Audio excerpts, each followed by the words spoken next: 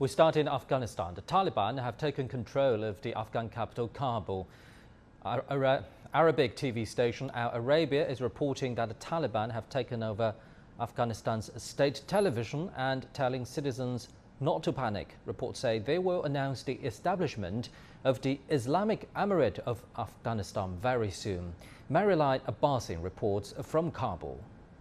This is the first morning Kabul has already started under Taliban. And at the same time, all night till now, there has been discussions behind the curtains between the Taliban and some Kabul elites, including former President Hamid Karzai, and they have been talking about the future of their system in Afghanistan, how to control all the areas and the challenges that are raising as hours pass. Almost we are seeing some oppositions making in Afghanistan.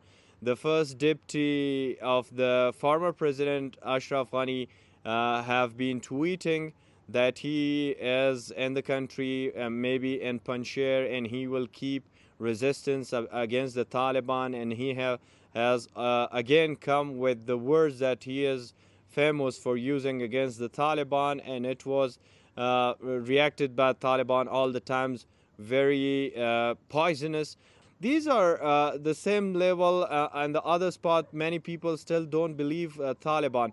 But about the changes, it's now time to listen much more, and Taliban will talk with the media. They have already gotten control, obviously, much closer to the presidential palace where they are located. I mean, they're representative, but they're higher ranking, and the elites are not yet in the presidential palace, but they have controlled it, and they are checking every corner of the presidential palace. So they will be planning about the next steps. I think an Afghan inclusive government, this is the demand, the will, and the want of the people of Afghanistan. They want this government. That you may have seen that whenever we entered the provincial cities, people thronged along the roads and queued up along the roads, and they were welcoming our forces. After a couple of hours, a press conference by the Taliban is expected, and today there might be much more things in Taliban as challenge to control a country.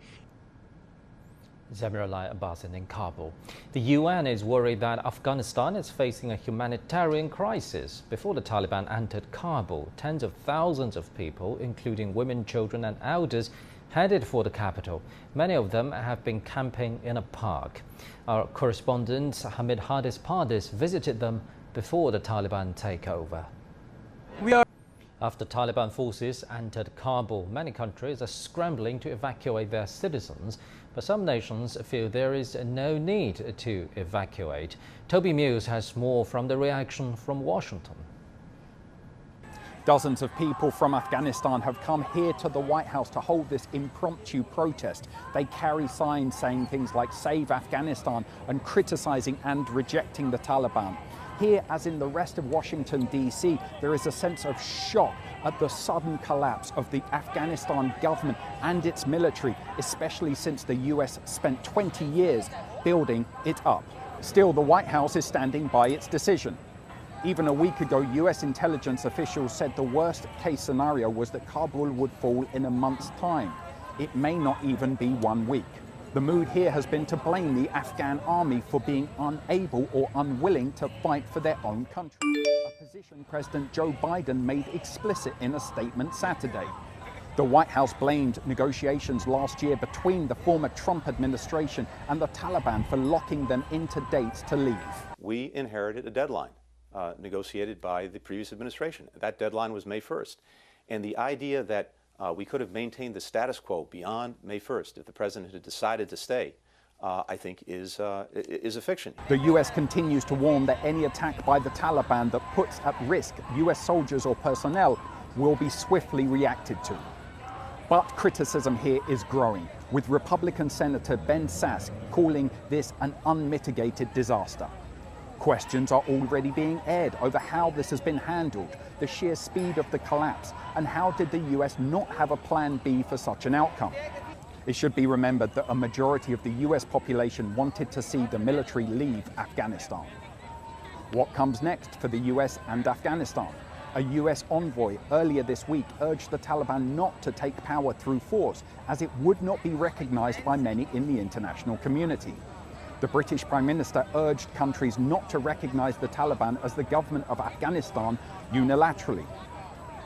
He urged countries to wait and see, but understood a new government was likely to be formed. We don't want anybody bilaterally recognizing the Taliban. We want a united position amongst all the like-minded, as far as we can get one, so that we do whatever we can to prevent Afghanistan lapsing back into being a breeding ground for terror.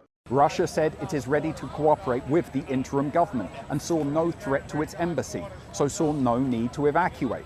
Turkey said it would continue to keep its embassy open in Kabul, but would help those citizens who wanted to leave. Germany closed its embassy in Kabul and continued to try to evacuate its citizens. Toby Muse reporting for CGTN, Washington, D.C. Blood and treasure is a term that's been used to describe the toll of warfare. For the United States, the war in Afghanistan has caused a lot of both. But the US is not the only country that has paid a price. Fergal Ryan explains. More than 2,400 US troops lost their lives in America's longest war. That's according to data compiled by the Brown University Costs of War project. An additional 1,100 Allied soldiers were killed, with Britain suffering the greatest losses, more than 450 troops. More than 20,000 US troops were wounded throughout the war. 400 plus aid workers lost their lives in Afghanistan, along with 70 journalists. All of those numbers pale beside the cost of the war for the Afghan people. According to tracking by Brown University, as many as 69,000 Afghan troops and police gave their lives over 20 years. 47,000 civilians died. The toll among Taliban and other opposition fighters is estimated at 51,000. In monetary terms, the Costs of War project tallies US expenditure at more than $2.25 trillion. Fergal Ryan, CGTN, Washington. Thousands of refugees have been trying to cross the borders into neighboring countries in the last few days. Earlier, we asked our correspondent Daniel Han about the situation on the Afghan-Pakistan border. Well, at the moment, we know that the Torkham border in the northwest Khyber agency has been closed by the authorities, and the Interior Minister, Mr. Sheikh Rashid, has said that the police on the other side, they have surrendered, and it is just a precaution, and because the facility on the other side of the Torkham border has been taken over by the Taliban. But the people on the Afghan side, they are gathering there. That crowd is gaining momentum, and there we are expecting an influx. But at the same time, Pakistan has also beefed up the security all across the border. We know that the Chaman border security has been tightened, as well as Torkham and the Ghulam Khan, and also at Parachanar border posts.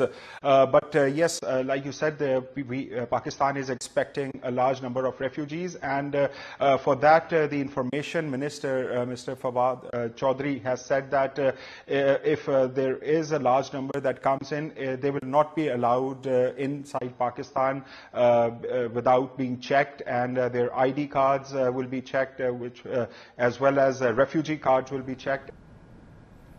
Turkey has also tightened security measures along its border to prevent an influx of Afghan refugees. President Recep Tayyip Erdogan said he would increase cooperation with Pakistan to dispel concerns of a new wave of migration from Afghanistan. Mehal Badavid reports. Many Afghans fleeing the Taliban have been trying to reach Turkey, following recent reports and videos showing hundreds of Afghan refugees crossing into the country from Iran. The Turkish government has been eager to show its increasing security measures. The Defense Minister Hulusi Akar has been inspecting the 295-kilometer border with Iran, where a modular concrete wall is being built. He announced a 64-kilometer section will be completed within the next 5 months. President Recep Tayyip Erdogan also addressed troops on the border via video. He stated he hopes Turkey will be able to completely block every entrance and exit to the country, reinforced by the walls being built on the borders. He says they'll become firewalls and lighten the burden of the armed forces. Turkey has also been carrying out operations to capture refugees and illegal migrants. Istanbul's Migration Authority has announced that over 37,000 irregular migrants have been deported over the past 7 months. It was noted that over 12,000 of those were Afghan nationals. We've been talking to smugglers working near the city here in Van. They've told us that the number of Afghans attempting to make the crossing has declined over the past few days as security is tightened on the border with Iran. I'm Michal Bardavid for CGTN in Van, Turkey.